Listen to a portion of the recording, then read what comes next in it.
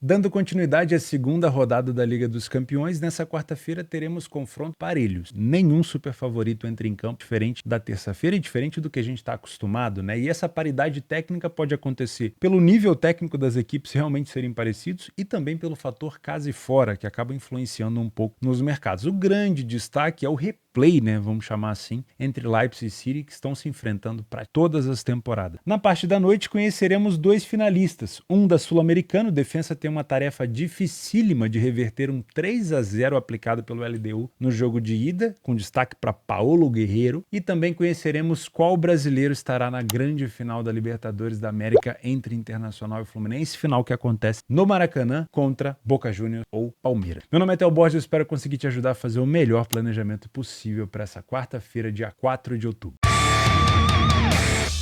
Começamos o nosso planejamento às 16 horas no grupo E, no jogo na Escócia entre Celtic e Lazio. A situação do Celtic é um pouco mais complexa, porque o Celtic perdeu o primeiro jogo para o Feyenoord por 2-0 na Holanda. Não foi um primeiro tempo ruim do Celtic, na verdade o Celtic fez um jogo muito bom até tomar o cartão vermelho, e aí a situação do Celtic ficou um pouco mais complexa. O Feyenoord se aproveitou, obviamente, disso e acabou vencendo o jogo, né? Então, dentro de casa, já tendo perdido uma partida, o Celtic vem muito mais pressionado do que a Lazio. A Lazio poderia estar numa situação de pressão parecida, né? Já que vinha perdendo o jogo para o Atlético de Madrid dentro de casa, né? O Celtic perdeu fora. Só que aí no último lance do jogo, o goleiro da Lazio fazer um gol. E, obviamente, uma situação espetacular, é raro isso acontecendo, se não me engano, na Liga dos Campeões aconteceu, sei lá, 4 vezes, né? E o time da Lazio conseguiu pelo menos empatar. Foi um resultado bom? Não foi um resultado bom em casa, poderia ter sido melhor. Porém, dada uma situação onde ele ia perdendo até o último minuto de jogo, o empate acaba sendo uma situação melhor para a Lazio, obviamente, na comparação com o Celtic. Então, em relação à pressão, à necessidade, o Celtic vem mais pressionado e vai precisar fazer do seu uso do mando de campo, da sua força de torcida, para tentar uma vitória contra a Lazio. Eu acho que um empate para o Celtic em casa é uma situação ruim, somaria apenas 1 ponto, a Lazio ficaria com 2, e se tiver um vencedor entre Feyenoord e Atlético de Madrid, a gente já tem um distanciamento muito maior aqui em relação ao Celtic, então eu não estou vendo o Celtic vir para esse jogo para buscar apenas um empate, né? Então acho que a gente pode esperar realmente uma agressividade maior por aqui. Se você é um trader, recado de sempre para você, você precisa de uma boa bolsa esportiva para trabalhar, que te permita trabalhar com software, então eu te indico a maior bolsa esportiva do mundo, a Betfair. O link para se cadastrar nela está aqui embaixo, você vai ganhar um bônus de R$200, tá? Não sei trabalhar no trade, Theo, sou um punter, um cara novo das apostas, faço ideia do que tipo. Você vai clicar aqui embaixo, ó, theoboss.com, tá vendo ali? Amarelinho ali na imagem? Coloca no seu navegador theoboss.com e faça o meu curso gratuito, completamente gratuito, sem pegadinha, beleza? Aí você vai aprender mais sobre trade, vai entender como funciona o bônus de R$200 da Betfair e, obviamente, vai aprender a operar de uma maneira profissional. Se você é um trader, então, eu não te aconselho trazer viés. A gente tem um dia dessa quarta-feira extremamente parelho de confronto. A gente não tem super favorito. E a gente pode até levar em consideração aqui talvez o fator casa em algumas equipes, mas toma cuidado, tá? É um dia para você não trazer muita expectativa de camisa, de escudo, de história, porque realmente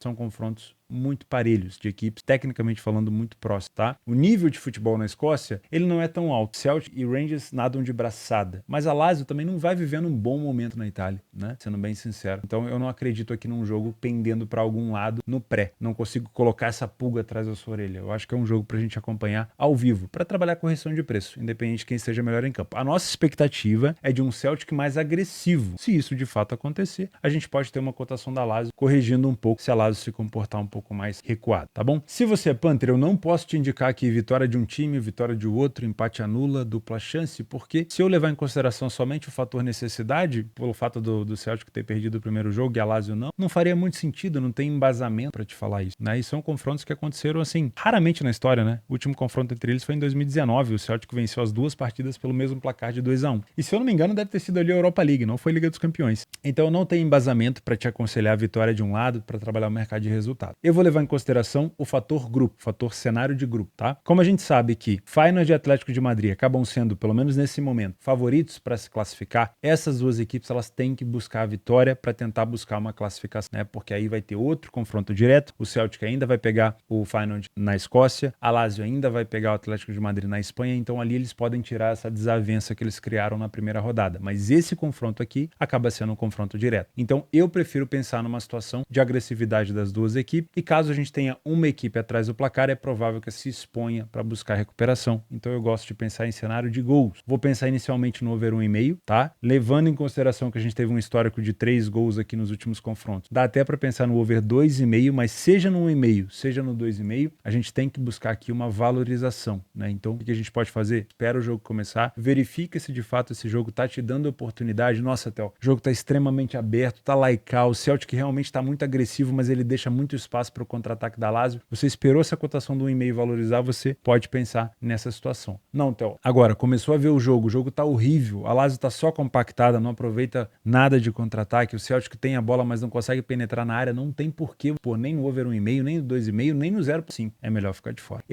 É para isso que serve o benefício da dúvida, né? Eu, sinceramente, acredito num jogo de agressividade e penso nesse cenário de 2 gols e quero uma cotação mais valorizada por aqui. Também às 16 horas na Alemanha, o Borussia Dortmund recebe o Milan pelo grupo F, grupo de PSG e Newcastle. O Dortmund perdeu o primeiro jogo na França para o PSG por 2-0 e o Milan empatou 0-0 com a equipe do Newcastle. Jogo xoxo, jogo que poderia ter sido um pouquinho melhor. Mais um jogo parelho por aqui. O mercado dá um leve favoritismo para o Dortmund pelo fato dele jogar sua casa no Signal Iduna Park, frente da Muralha Amarela, mas respeita-se muito o Milan, que foi semifinalista contra a Inter no ano passado, né? Levando em consideração os últimos jogos, o Milan no campeonato italiano fora de casa venceu 3 das 4 partidas que disputou e o Dortmund dentro de casa venceu 2 das 3 partidas que disputou. Teve um empate contra a equipe do Heidenheim depois de estar vencendo por 2-0, né? A média defensiva do Milan fora de casa tem sido pior. O Milan tomou 7 gols em 4 jogos. Isso se deve, aí a gente tem que abrir uma explicação, entender o contexto. Foi uma goleada sofrida em casa, não foi fora, porque o Milan também joga nesse estádio, no San Siro. Foi uma goleada sofrida para a Inter por 5-1. Vamos dar uma olhada aqui, ó. Esse jogo aqui, 5-1. Então isso elevou demais o nível de gol sofrido pelo Milan. Porque nesses 4 últimos jogos dessa temporada atual, o Milan não tinha sofrido por Bolonha, sofreu um gol do Cagliari e sofreu um gol da Roma. Então, o que fez essa média de gols do Milan subir foi um grande confronto com a Inter e um cacete sofrido, né? Então, eu acho que a gente pode, não vou dizer relevar, né? Mas a gente tem que entender que uma goleada, aliás, quando você vai perdendo por 1, 2, 3, você começa, cara, a se desorganizar. Então, você acaba tomando o quarto e o quinto de maneira natural, né? Acho que os primeiros 3 gols ali de um jogo de goleada, você, né, tem algum tipo de situação de mérito do adversário, claro, mas a partir do momento que você começa a tomar gol de desorganização, aí o emocional já foi embora, aí junta o mérito do adversário com o seu demérito, com a questão de desorganização, tá? Então, muito cuidado para levar só isso daqui em pau, tá bom? O Milan, ele é um bom time defensivamente que tomou um cacete esporádico aqui contra o seu maior rival. Ainda são poucos jogos, né, mas fora de casa o Milan teve um aproveitamento melhor na Itália no primeiro tempo, perdeu pouco, venceu bastante, marcou mais gols do que sofreu. Já o Dortmund fora de casa não teve derrotas, mas também não teve tantas vitórias. No segundo tempo, a situação se inverte, né? O Dortmund passa a ser mais agressivo, tem mais vitórias e o Milan passa a vencer um pouco menos, mas falei, ainda são poucos jogos para a gente conseguir administrar por meio apenas das estatísticas, tá? Se você é um trader por aqui, é mais um jogo que eu não te aconselho viés, criar expectativa. A gente teria algum fundamento para criar viés? Teria. Pô, o Dortmund é uma equipe que na Alemanha, dentro de casa, geralmente começa bem, tem um meio campo criativo, conseguiria criar perigo aqui para cima do Milan. Dá para criar o viés negativo no Dortmund em relação ao Dortmund ter dificuldade de marcar gol. O Malen acaba sendo o maior artilheiro da equipe nesse momento, porque o Füllkrug, que veio do Bremen, e o Haller, que veio do Ajax, não estão em boa fase. A gente pode criar esse viés. Ao mesmo tempo que a gente pode falar bem do Milan, se o Rafael Leão estiver disponível, vai ser um cara que na ponta esquerda vai encher o saco do lateral direito do Dortmund. Então a gente pode tirar em consideração que o Milan pode aproveitar muito bem os contra-ataques, mas o melhor dos mundos é a gente aproveitar o benefício da dúvida e acompanhar esse jogo ao vivo, tá? Para você trabalhar algum tipo de correção no resultado final. Se você é Panther, eu gosto de 2 cenários por aqui. O Dortmund não é uma equipe que me passa confiança, é uma equipe que cede muita oportunidade. Quem viu o jogo contra o PSG sabe que o Dortmund teve muita chance de marcar, mas não conseguiu marcar, e teve muita chance de sofrer, mas só tomou 2 gols. Então é um jogo que eu também trago uma expectativa para gols. Penso numa situação aqui de over 2,5, não duvido que a gente possa ter isso, porque o Dortmund vem mais pressionado do que o Milan. O Milan, mesma situação da Lazio, né? Uma situação ali italiano parecido. O Milan empatou em casa, não foi um resultado bom, mas foi melhor do que uma derrota. Já o Dortmund perdeu fora por 2-0, mesma situação do Celtic, mesmo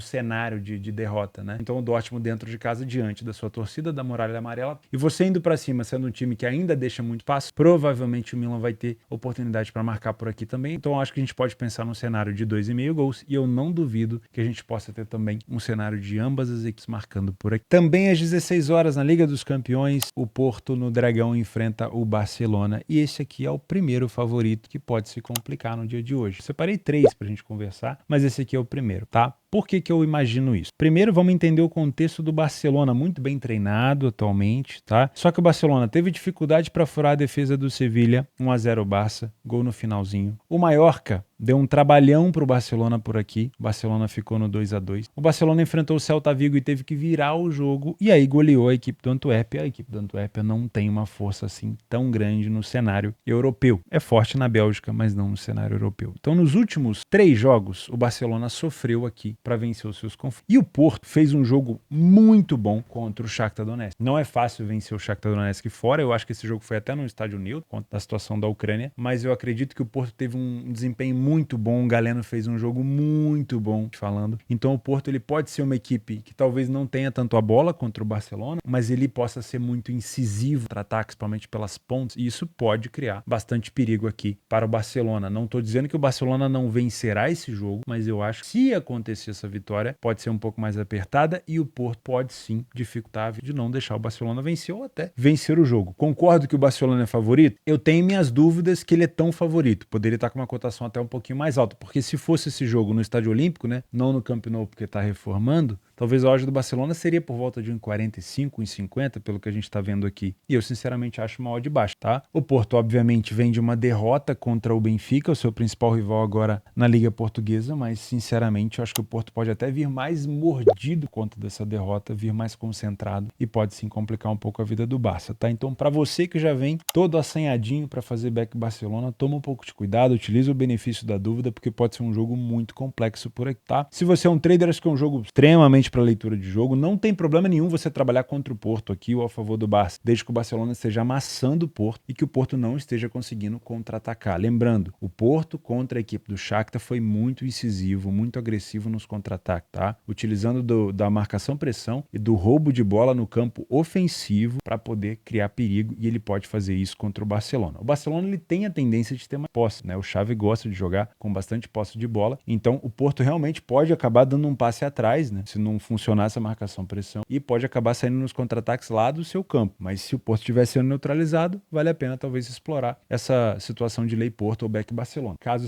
essa neutralização não esteja acontecendo, cuidado, tá bom? Se você é Panther, eu só te indico trabalhar alguma coisa a favor do Barcelona, se essa for a sua intenção. Se você colocar alguma coisa no empate, anula, tá? Porque o Porto, como eu falei, não é bobo, não é isso que eu vou te indicar por aqui. Eu não te indico trabalhar a favor do Barça, a não ser que você tenha um Porto na frente do placar e um Barcelona buscando situação eminente de gol, conseguindo criar, aí você pode trabalhar numa situação de dupla chance para buscar pelo menos o empate do Barça. O que eu gosto por aqui é de pensar numa situação para gols, mas eu não queria explorar um cenário muito distante. Por quê? Porque nesse cenário aqui de Porto e Barcelona, as duas equipes venceram o primeiro jogo. O Barcelona venceu o Antuérpia de goleada, né? Tá com um saldo muito bom, e o Porto venceu a equipe do Shakhtar Donetsk. Então são duas equipes que provavelmente vão se classificar. A briga aqui é pela liderança do grupo. Então o empate entre essas duas equipes não é um resultado ruim. Então podemos ter ali um 1-1, podemos ter talvez um 2-0, até uma situação para 3 gols, mas eu não queria buscar isso. Se fosse para trabalhar gols aqui, eu ia pensar no cenário de no máximo 2 gols, esperar uma valorização, talvez um primeiro tempo truncado, sem gols, e aí o tempo comece a abrir, pode ser interessante. E se você for uma pessoa um pouco mais ousada, eu não duvido que a gente possa ter uma situação de ambas marcam aqui, tá? O Porto ele tem capacidade técnica assim de complicar essa vida do Barça marcando gol também. Então dá para pensar nesse ambas marcam. O que é legal? É uma situação mais leve para os dois, né? Como o Porto já venceu o primeiro jogo, o Barcelona já venceu o seu primeiro jogo e as duas outras equipes se enfrentam entre si, é um jogo aqui que independente se o Porto perder ou se o Barça perder, é provável que os dois se classifiquem. Então eles devem jogar de uma maneira mais franca, uma maneira mais de peito aberto, eu acredito nessa possibilidade de ambas marcam sim. Não me abraçaria nesse favoritismo do Barcelona, não. Também às 16 horas, no mesmo grupo do Milan e do Dortmund, nós temos Newcastle e PSG, e o mercado simplesmente não sabe o que fazer por aqui. Jogo extremamente parelho, cotações praticamente idênticas. O PSG vem de uma vitória contra o Dortmund e o Newcastle até teve um bom resultado fora de casa contra o Milan, mas o mercado realmente não assumiu nenhum lado, nenhum favorito por aqui. Como a gente tem um mercado completamente indeciso, a gente tem uma possibilidade muito grande, caso você trabalhe ao vivo no trade, de correção. Por quê? Porque o mercado não imagina que esse jogo vai ter uma equipe muito superior à outra. E se de fato isso acontecer, se o Newcastle estiver muito bem em casa, se o PSG estiver muito bem fora de casa, a gente vai ter uma correção brusca nos primeiros 20, 25 minutos. Então vale a pena ficar de olho nisso caso você seja um trader. Se você é Panther, eu não consigo te indicar nada a favor do PSG ou do Newcastle porque não tem embasamento para isso. O PSG melhorou um pouco depois da chegada do Colomani e do Gonçalo Ramos, ofensivamente falando, mas perdeu vários jogadores. A chegada do Skriniar na zaga também ajudou bastante a equipe a melhorar um pouco essa parte defensiva. O Newcastle não tinha começado tão bem a Premier League, mas já engrenou, eliminou o City da Copa da Liga Inglesa, venceu agora o Burnley, deu 8-0, ou 8 engano, na equipe do Sheffield United fora de casa, e teve um bom resultado contra o Milan. Então eu tô vendo realmente um jogo muito parelho. Se você for fazer alguma coisa por aqui, eu te indico trabalhar no ao vivo, mas tem um mercado que tá me chamando a atenção, que é o under 3,5 pagando 1,50. Acho muito alto uma cotação dessa para um jogo sem histórico, né? Mas se você for explorar o mercado de under por aqui, saiba que você tá indo contra Mbappé, Colomani, Gonçalo Ramos, contra os jogadores ofensivos, o Isaac do Newcastle. Então você tá indo contra jogadores muito bons, equipes muito boas, bem treinadas. E obviamente você tem que cuidar dessa posição. Então não vai juntar isso aqui com uma dupla e tripla de alguma outra coisa. Pelo amor de Deus, se for para trabalhar isso aqui, trabalhe separado e cuida da posição. O que é cuidar da posição? O jogo começou, eu entrei no under 3,5, por exemplo, antes do jogo começar. O jogo começou, tá um sururu danado. Bola lá e cá, bola na trave, fecha, acabou. Expectativa foi por água abaixo. O jogo começou truncado, beleza, pode manter a nossa posição. O jogo tá estudado, o Newcastle tá fazendo uma boa marcação. Porém, teve um gol cedo ali por volta dos 20 minutos. Qual foi o comportamento da equipe que marcou? Tá buscando contra-ataque? E da equipe que sofreu? Tá se expondo? Nossa, ficou muito mais aberto o jogo? Talvez seja a hora de fechar. Teve um cartão vermelho? Nossa, ficou muito aberto? Talvez seja a hora de fechar. Você não precisa se abraçar na posição até o final, tá bom? Então se for para trabalhar under aqui, cuida da sua posição como se fosse um filho. Eu não sou muito fã de under. Provavelmente não vou fazer essa posição porque não tá nas minhas metodologias. Mas esse foi um mercado que me chamou bastante atenção por aqui, sinceramente. Também às 16 horas, olha a quantidade de jogos às 16, hein? Cuidado. Leipzig e City no grupo G, aonde nós temos o restante com Young Boys e Estrela Vermelha. Obviamente, assim, que aconteça uma coisa muito fora da curva, esses dois vão se classificar, né? Provavelmente City primeiro e Leipzig em segundo, mas o Leipzig está muito bem organizado, muito bem montado, venceu o Young Boys fora de casa. Não duvido que o Leipzig possa aprontar. Essas duas equipes vêm se enfrentando praticamente todas as temporadas. Se enfrentaram em 2021, enfrentaram em 2023 e agora vão se enfrentar na 23-24, tá? O Leipzig, quando joga em casa com o City, ele pode complicar a vida do City. Por exemplo, olha só, ele tinha perdido para o City no jogo de ida aqui no mês 9. Por exemplo, ele venceu o City aqui em dezembro de 2021 por 2-1 em casa e empatou com o City agora, recentemente, em fevereiro desse ano, quando o City classificou depois de socar um cacete no Leipzig aqui no jogo da volta, né? Aquele jogo que o Haaland, se eu não me engano, fez 5 gols. Acho que foi 5. Então, pelo menos dentro de casa, o Leipzig costuma dar um trabalho aqui pro City. Então, a gente pode ter essa expectativa, esse viés de que o City é favorito, atual campeão. Foi eliminado agora da Copa da Liga Inglesa, então pode focar um pouco mais na Liga dos Campeões, que ele é favorito para esse jogo. Sim, não vou discutir isso com você. Mas o Leipzig é uma equipe que, mesmo tendo perdido os Boszolai e o Christian Kuku, conseguiu com jogadores jovens e principalmente jogadores que vieram da franquia da RB, né, da Red Bull, principalmente, que veio do Salzburg, conseguiu suprir essa ausência ali ofensiva, esse desfalque ofensivo, e é uma equipe que pode complicar a vida do City na parte defensiva, ou seja, que pode punir o City em relação a contra-ataque, pode utilizar de bola aérea, e tem uma boa bola aérea o Leipzig. Então eu não tô vendo esse jogo só pro lado do City, eu também tenho que respeitar o que o Leipzig vem fazendo. O Leipzig agora, por exemplo, meteu 2-0 no Bayern, tomou um empate no final, por desconcentração, né, subiu todo mundo para buscar um canteio, tomou um contra-ataque do Leroy Sané e acabou tomando gol. Mas mesmo assim fez um bom jogo, fez um jogo bem apelativo pro Bayern, tá? Então eu não te aconselho só olhar, cuidado com o freio de burro, né, com um óculos escuro assim, vai tapar muito a sua visão se você olhar só pro lado do City. É favorito? É favorito. Um jogo tem jogo, ou seja, que tem caldo. E o Leipzig pode complicar assim a vida do City. Em algum momento por aqui até coloquei o City num dos favoritos que podem se complicar. Se você é um trader, melhor dos mundos aqui é você esperar o jogo começar. Não vem, mas o meu City, nossa, mas calma. O City é o atual campeão, foi o campeão da FA Cup, foi o campeão da Premier League, ganhou a Tríplice Coroa, é um time muito bom, mas o Leipzig é bobo, tá? Então deixa o jogo começar, não traz tanta expectativa assim. Espera o City se organizar lá na frente para fazer aquela blitz que ele gosta no Leipzig e veja se o Leipzig não está contra-atacando, porque o Leipzig sabe contra-atacar, não é um time bobo, tá? Aí sim você pode se posicionar talvez a favor do... Fora isso, eu ficaria de... Se você é Panther, eu não vou te indicar nada a favor do City seco, a não ser que você trabalhe alguma coisa pensando no empate anula, tá? Aí seria bom. Ou se o Leipzig estiver na frente do placar e recuar demais, você pode buscar essa dupla chance City. O que eu gosto de pensar por aqui é o mercado de gols, mas eu não vou esticar tanta corda, tá? O último jogo entre eles foi 1-1, então eu gosto de pensar nesse cenário de over 1,5 gols aqui, principalmente esperando uma valorização. Talvez os primeiros 30, 35 minutos não teve gol, o jogo tá mais amarrado, animado, igual foi o último jogo entre eles, né? Eu faço questão da gente olhar aqui como é que foi o último jogo aqui entre eles. Deixa eu compartilhar com vocês. Olha só, vamos pegar esse 1-1 aqui, ó, que aconteceu na Liga dos Campeões passado. Foi nas oitavas de final. Ó, o primeiro gol saiu aos 27, então próximo dos 30 minutos, e o segundo lá aos 70. Então dá pra gente pensar nesse cenário de um over 1,5 um pouco mais valorizado, tá? Dá pra pensar nesse ambas marcam sim?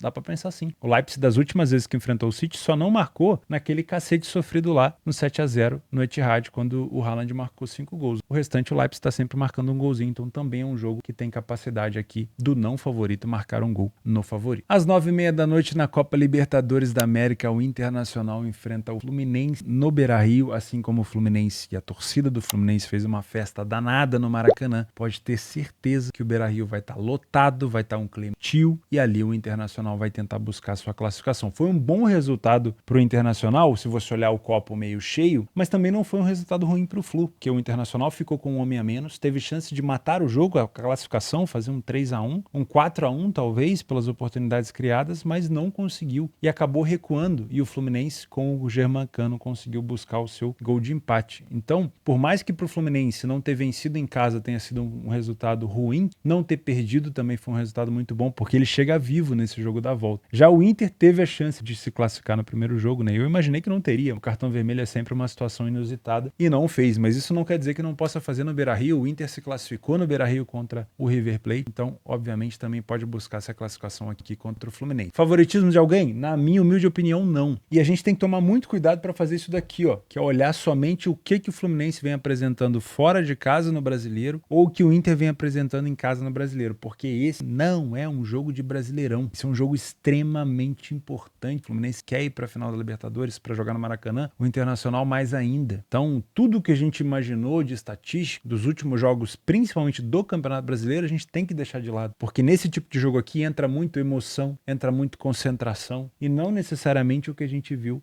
do Fluminense apresentando fora de casa. Por exemplo, a derrota agora para o Cuiabá nada tem a ver com esse jogo. A derrota do Internacional contra o Galo nada tem a ver com esse jogo. A cabeça dos dois estão aqui, somente aqui, tá bom? Então, primeiro de tudo, se você é um trader, não venha criando expectativa. É um jogo para você ser astuto, prestar atenção no comportamento das defesas principalmente, né? Quando a gente quer estar a favor de um time, a gente tem que primeiro imaginar como que esse time está se defendendo, né? Como que o Internacional em casa está fazendo uso do seu campo. O Fluminense, ele joga com a bola ou ele joga sem a bola? O Internacional, ele vai jogar propondo, ele vai jogar recuado. É um jogo parelho de trocação ou é um jogo onde a gente tem uma equipe superior à outra? Pelo menos no quesito posse e agressividade. Como que o Fluminense está se comportando se ele tiver sem a bola? Ele consegue contra-atacar? Ele fura as linhas defensivas do Internacional? As linhas defensivas do Inter estão muito avançadas em campo. Se isso estiver acontecendo, o Fluminense consegue tirar proveito disso com os passes ou lançamentos, né, nas costas dessa linha defensiva? Tudo isso você tem que analisar antes de tomar uma posição, porque é um jogo de xadrez. Quando eu falo jogo de xadrez, tem algumas pessoas que pensam assim,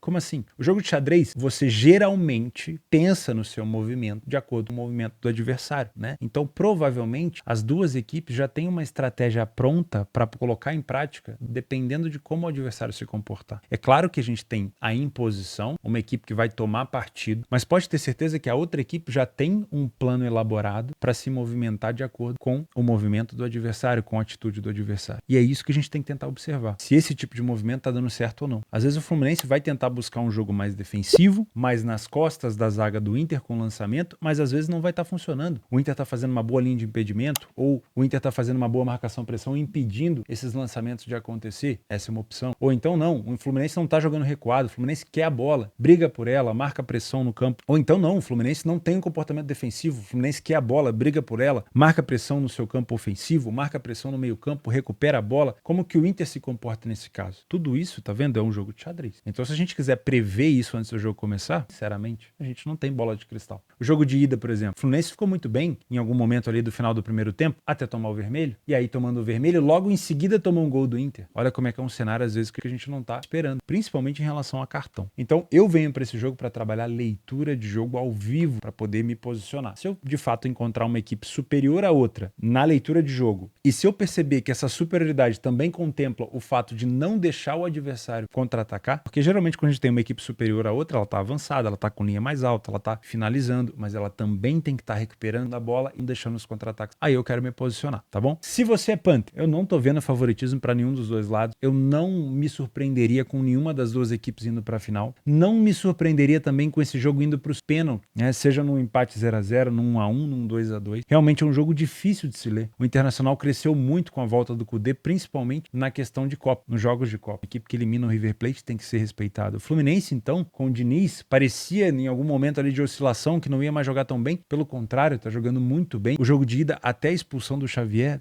era um jogo muito bom do Fluminense, muito bem organizado. Então é muito difícil da gente tirar partido por aqui. O que você pode pensar? Por ser um jogo tão estudado, assim como eu te dei de dica no jogo de ida, o under 3,5, aqui também pode ser parecido. O que estragou, entre aspas, o under 3,5? O cartão vermelho para o Samuel Xavier. Então pode ser um jogo sim para poucos gols. Só que a gente tem um problema. Diferente do PSG e do Newcastle, a gente tem uma cotação esmagada de 1,20, 1,18, porque o mercado já espera isso, né? Aqui no PSG, contra a equipe do Newcastle, acho que o mercado está esperando gols. Por isso que ele espera uma cotação de under mais alta. Mas aqui nesse jogo do Internacional com o Fluminense, o mercado sabe que a tendência é ser um jogo mais truncado. Por quê? Porque é um jogo extremamente decisivo, que vale muito financeiramente, que vale muito para o clube. Então é cabível de se imaginar, se o Internacional estiver na frente, o Internacional protegendo a vantagem e não necessariamente buscando a ampliação dela. A mesma coisa o Fluminense. É muito cabível de se imaginar um Fluminense fazendo um gol lá no Beira-Rio e protegendo a vantagem e não querendo ampliá-la. Por isso que eu acho que pode ser um jogo para menos gols, né? Para poucos gols, talvez. E o que vai fazer esse jogo ter mais gols do que o esperado pode ser um cartão vermelho ou uma exposição exacerbada, né, acima da média de quem estiver atrás do placar, se isso for acontecer no caso. O Fluminense, por exemplo, se estiver perdendo de 1-0 nos últimos minutos, ele vai se expor igual um maluco. Aí o Inter pode contra-atacar. A mesma coisa vale se o Internacional estiver perdendo. Mas até que isso aconteça, me parece um jogo bem mais amarrado, um jogo under. Eu não duvido que a gente possa ter um under 3,5.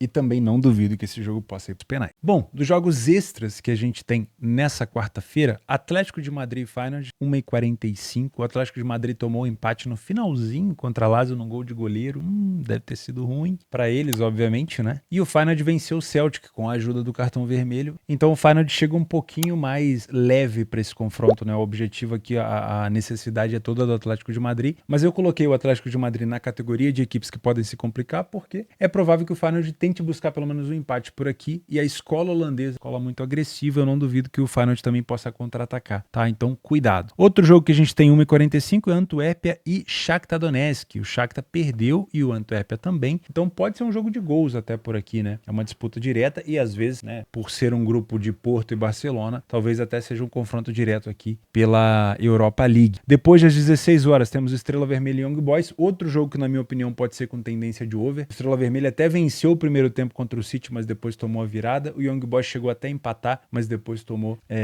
o 2-1 e depois um gol no final do Sesco de contra-ataque. Então também acho que pode ser um jogo bom aqui para prestar atenção em gols. E para finalizar, também falando em gols, Defensa e Justiça e LDU, o jogo de ida lá na casa da LDU, 3-0 com destaque para Paulo Guerreiro, que fez alguns gols. E eu vou ser sincero com vocês, eu acredito muito na classificação da LDU e talvez a LDU até volte a vencer. Eu sei que é mais fácil a gente pensar assim, o Defensa perdeu de 3-0, agora só resta o Defensa ir pra cima e ele deve ganhar esse jogo. Então eu vou colocar talvez um empate anula do Defensa ou uma vitória do Defensa. Tudo bem, tem fundamento. Mas ao mesmo tempo que o Defensa e Justiça vai pra cima, a LDU vai ter espaço para jogar no erro do adversário. E o Defensa provavelmente vai errar. Então dá para você pensar aqui numa situação de pelo menos 2 gols. Eu acho que vai. Eu acredito que vale. Tá? Porque o Defensa pelo menos tem que fazer 3, então 2 gols é uma situação segura. Dá para pensar no 2,5 também. Eu não duvido que a gente tenha um ambas marcam. Por quê? Na necessidade de se expor em busca de 3 gols, dificilmente o Defensa e Justiça não vai dar espaço aqui para a LDU marcar pelo menos um, tá? Então, o ambas marcam também pode ser uma situação interessante.